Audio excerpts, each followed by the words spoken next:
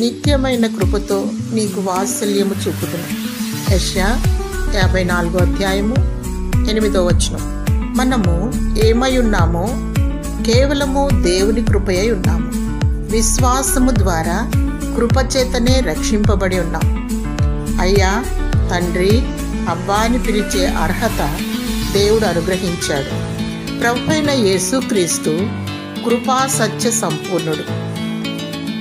నీకు కృప వెంబడి కృపను అనుగ్రహించును. నీ పట్ల దేవుని కృప అధికమవును. లోకానికి వేరై దేవుని కొరకు పరిశుద్ధత కలిగి పునరుద్ధాన రాకడ కొరకు సిద్ధపడుతూ ఉండాలి.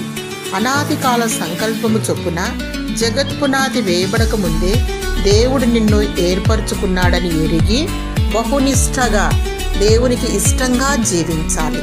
అధైర్యపడకు, నీవు ఒంటరి వాడివి కావు.